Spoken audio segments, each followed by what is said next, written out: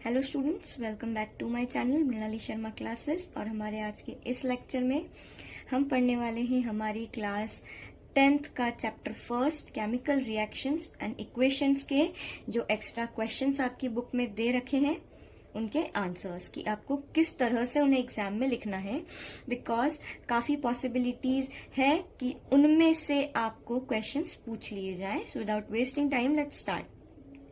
Page number 6 पर हमारी NCERT book के हमारा क्वेश्चन फर्स्ट दे रखा है, why should a magnesium ribbon be clean before burning in air. ठीक है, तो मैं पहले आपको बता देती हूँ कि मैग्नीशियम रिबन एक्चुअली में होती क्या है। मैग्नीशियम रिबन एक मेटल की पतली सी स्ट्रिप होती है, शाइनी मेटल होता है मैग्नीशियम, उसकी स्ट्रिप बनाई जाती है। और आपने दिवाली पर देखा होगा फूल जड़ी जब हम जलाते हैं तो उसमें से एक डेजलिंग लाइट निकलती है, जिस तरह से वो जलती है सिमिलरली हमारी जो मैग्नीशियम रिबन होती है वो भी उसी तरह की एक डेजलिंग लाइट के साथ में जलती है।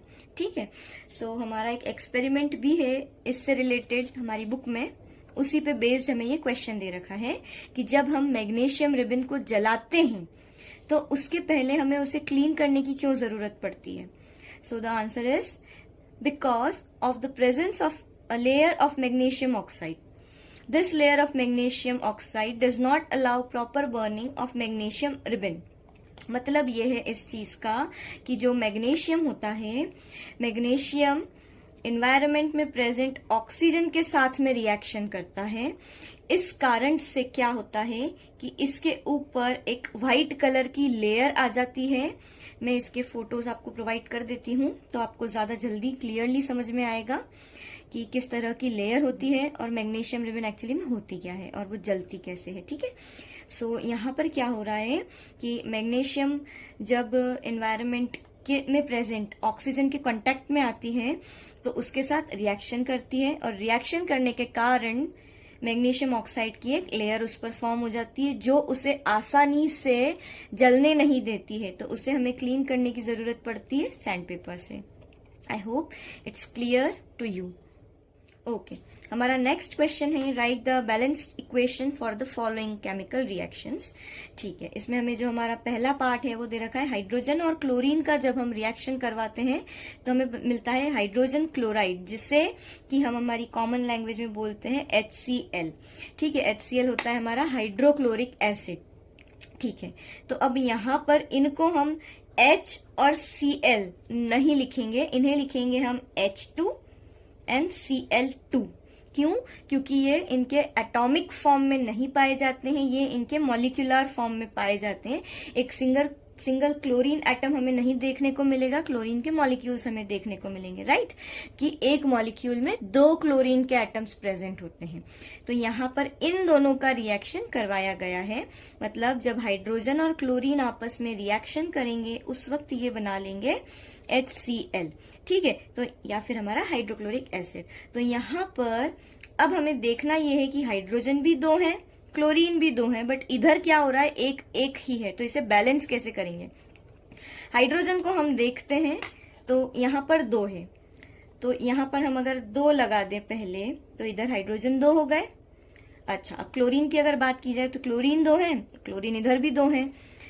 बैलेंसिंग के लिए कुछ रूल्स होते हैं जिसमें से कि मैं आपको अभी बता देती हूँ। इंपॉर्टेंट रूल्स जो होते हैं कि सबसे पहली चीज, आप जो नंबर्स ऐड करेंगे, जो भी नंबर्स आप लगाएंगे, हमेशा हमारा जो फॉर्मूला रहेगा रिएक्शन का जो फॉर्मूला रहेगा, इक्वेशंस में जो अलग अलग हमारे रिएक्टेंट्स एंड प्रोडक्ट्स हैं उनके आगे हमेशा लगाएंगे वो नंबर्स, यहाँ पर और यहाँ पर। कभी भी इनके पीछे नहीं लगा देंगे। ऐसा नहीं करेंगे कि इधर हाइड्रोजन 2 थे तो इधर भी लगा दिए और इधर Cl2 थे तो इधर भी 2 लगा दिया, नहीं, वो गलत हो जाएगा। ठीक है, आपको हमेशा फॉर्मूला के आगे ही हमारा जो नंबर है वो लगाना है। आई होप इट्स क्लियर। स्टूडेंट्स, एक छोटी सी प्रॉब्लम हो गई थी। मैंने वीडियो शूट तो करी थी इस क्वेश्चन के लिए, बट उसमें सिर्फ ऑडियो आ रही है, वीडियो नहीं शो हो रहा है। सो मुझे इसे रीशूट करना पड़ रहा है, तो ये पार्ट मुझे अलग से वीडियो में डालना पड़ेगा। सो बेरियम क्लोराइड और एल्यूमिनियम सल्फेट जब आपस में रिएक्शन करते हैं तो बनाते हैं barium sulphate and aluminium chloride. तो इसके लिए हम फॉर्मूला किस तरह से लिखते हैं बेरियम, हमें ये पता है कि बेरियम के ऊपर होता है 2+ का चार्ज और Cl के ऊपर होता है माइनस का चार्ज। तो Ba2+ और Cl-, तो यहाँ पर 2 इधर आ जाता है और यहाँ पर -1 इधर आ जाता है। इसीलिए जो हमारा फॉर्मूला बनता है वो बनता है BaCl2, मतलब बेरियम क्लोराइड। ठीक, इसके बाद में नेक्स्ट चीज हमारी आती है एल्यूमिनियम सल्फेट।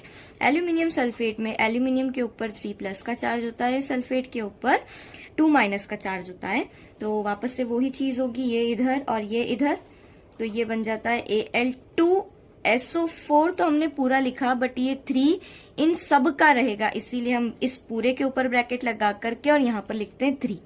इस चीज को पढ़ा जाता है होल, है ना। तो इसे पढ़ेंगे हम Al2SO4 होल थ्राइस। ये बना हमारा एल्यूमिनियम सल्फेट का formula. Next barium sulphate. Barium sulphate Ba2+ and SO4 के ऊपर होता है हमारा 2-, तो BaSO4। ऐसा क्यों हुआ है? क्योंकि दोनों तरफ दो है और एक प्लस है और एक माइनस है, इसीलिए अपोजिट साइन के साथ में सेम चार्ज है, तो वो कैंसिल आउट हो जाते हैं। तो हमारा जो फॉर्मूला बनता है वो बनता है BaSO4 का। एल्यूमिनियम क्लोराइड की यदि बात करें तो Al3+ और Cl- होता है, तो ये इधर और ये इधर और AlCl3 बन गया। ओके, अब हम जब इन्हें बैलेंस करते हैं तो बैलेंसिंग के लिए हमारे सारे जो रिएक्टेंट्स हैं वो एक साइड आ जाते हैं। तो BaCl2 plus SO4 whole thrice gives BaSO4 plus AlCl3। इसे हम बैलेंस कर दें जल्दी से, तो बेरियम और बेरियम दोनों तरफ बरोबर है। इसके बाद में Cl2 और इधर है Cl3, तो ठीक है, इसको अभी हम रख देते हैं साइड में। Cl हमारा अभी बैलेंस्ड नहीं है। इसके बाद में नेक्स्ट आता है हमारा एल्यूमिनियम। एल्यूमिनियम इधर 2 है पर इधर 1 ही है, तो इसके आगे हमने लगा दिया 2। एक चीज का ध्यान रखें कि जो भी आपके बड़े एलिमेंट्स हैं उन्हें पहले बैलेंस कर लें, छोटे मोटे जो एलिमेंट्स हैं वो अपने आप बैलेंस हो जाएंगे। ठीक, ओके। नेक्स्ट चीज है हमारे पास में सल्फर। सल्फर 1 है और ऑक्सीजन की यदि बात की जाए तो ऑक्सीजन यहाँ पर 4 3 12 हो जाएंगे और यहाँ पर खाली 4 ही है। तो यदि हम इसके आगे 3 लगा दें तो 4 3 12 ऑक्सीजन हो गए हैं। ठीक है, अब बेरियम जो था हमारे पास में इधर 3 हो गया है, तो हमें इधर भी 3 बेरियम करने पड़ेंगे। तो देखिए, अब एक बार इक्वेशन देख लेते हैं हम। 3Ba, ठीक है।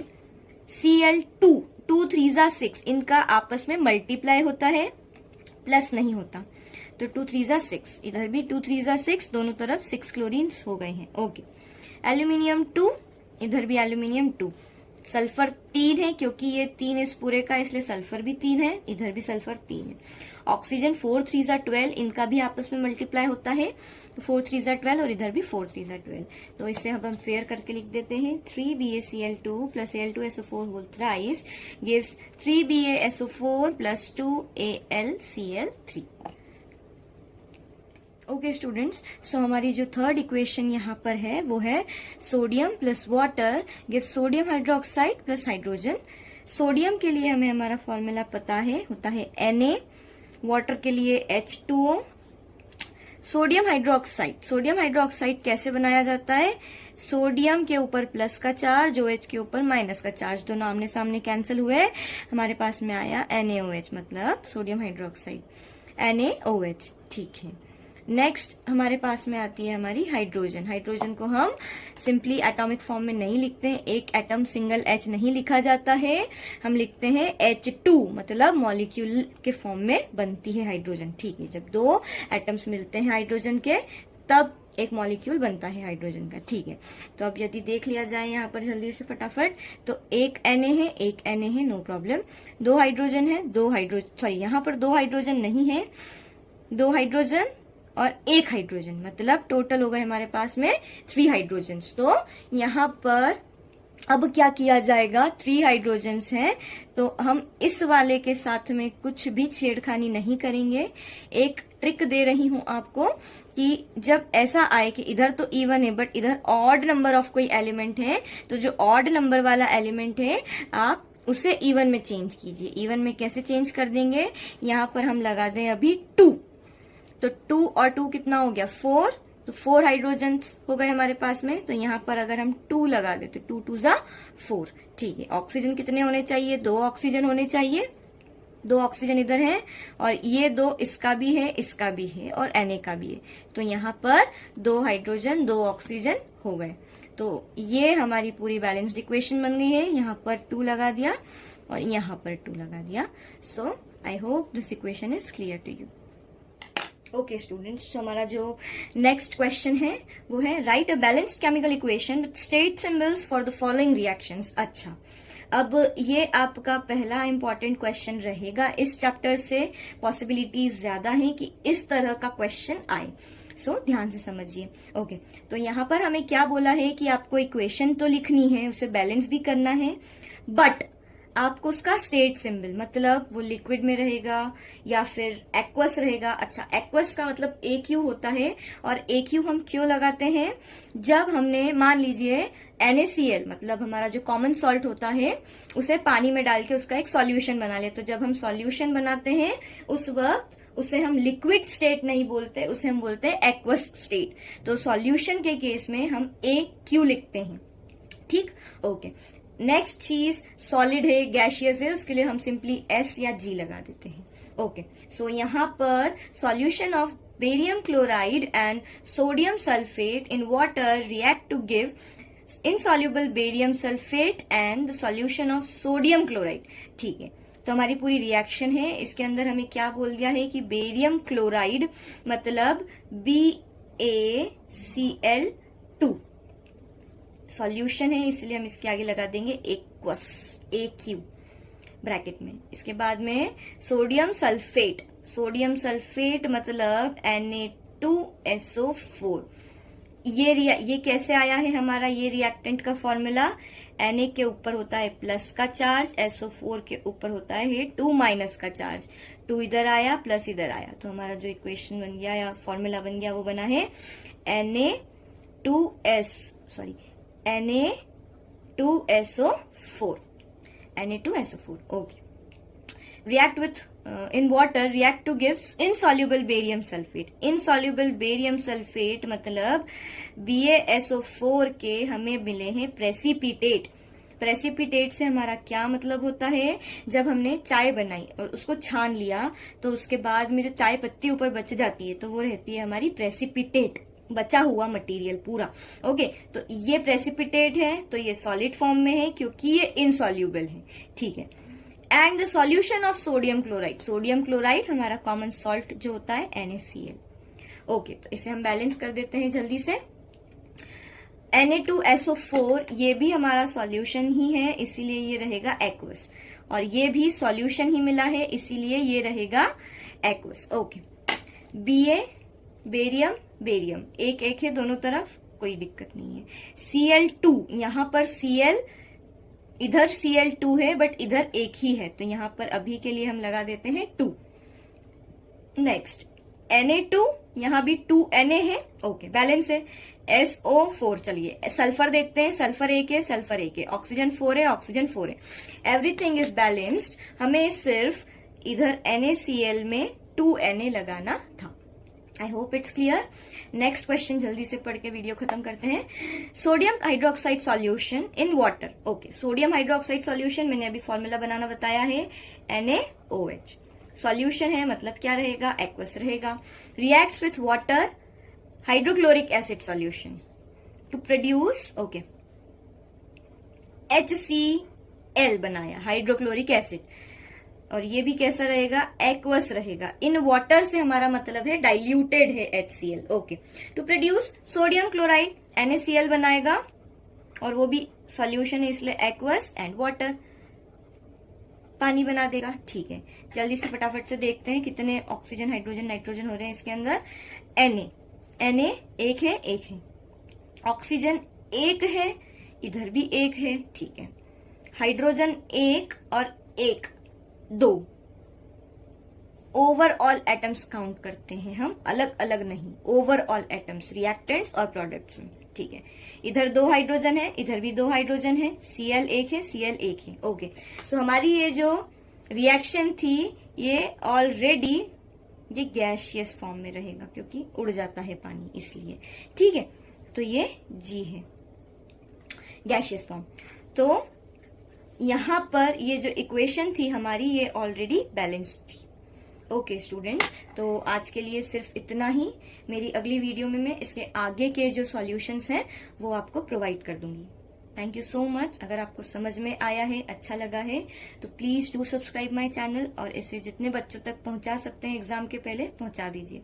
खुद का भला कीजिए, दूसरों का भी भला कीजिए। Thank you so much.